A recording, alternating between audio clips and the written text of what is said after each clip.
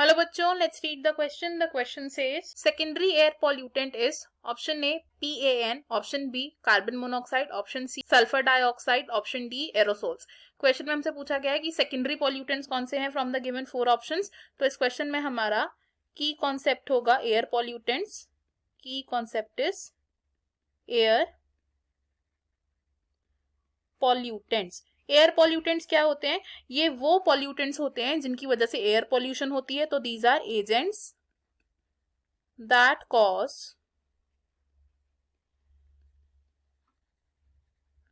Air pollution. Air pollutants को हमने divide किया है दो कैटेगरीज में, विच आर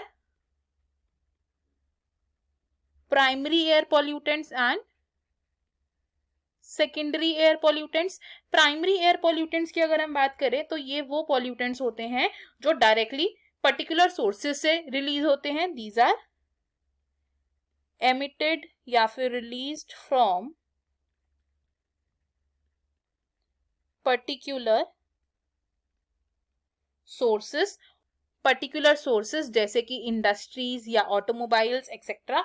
और ऐसे पॉल्यूटेंट्स के एग्जाम्पल हो सकते हैं carbon monoxide, carbon monoxide, oxides of nitrogen and SO2 which is sulphur dioxide. Secondary pollutants की अगर हम बात करें तो सेकेंडरी पॉल्यूटेंट्स होते हैं वो पॉल्यूटेंट्स जो डायरेक्टली एक पर्टिकुलर सोर्स से एमिट नहीं होते हैं. Not emitted from a particular source. Rather ये जो पॉल्यूटेंट्स हैं ये प्रोड्यूस होते हैं by reaction of compounds in the atmosphere. These are produced by reaction of primary pollutants in atmosphere.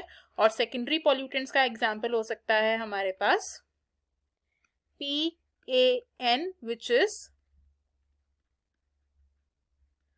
peroxyacetyl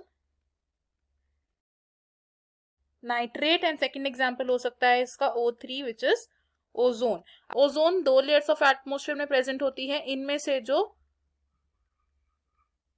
troposphere में प्रेजेंट ओजोन होती है वो एक पॉल्यूटेंट की तरह एक्ट करती है. अगर हम ऑप्शंस देखें तो इन ऑप्शंस में से हमारा सेकेंडरी पॉल्यूटेंट क्या होगा? Option A which is PAN, peroxy acetyl nitrate. Option be wrong होगा बिकॉज कार्बन मोनोऑक्साइड एक प्राइमरी पॉल्यूटेंट है. ऑप्शन सी भी रॉन्ग होगा बिकॉज सल्फर डाइऑक्साइड भी प्राइमरी पॉल्यूटेंट है. एंड ऑप्शन डी भी रॉन्ग होगा. हमारा फाइनल आंसर होगा इस क्वेश्चन का option A. I hope you have understood it. Best of luck. Thank you.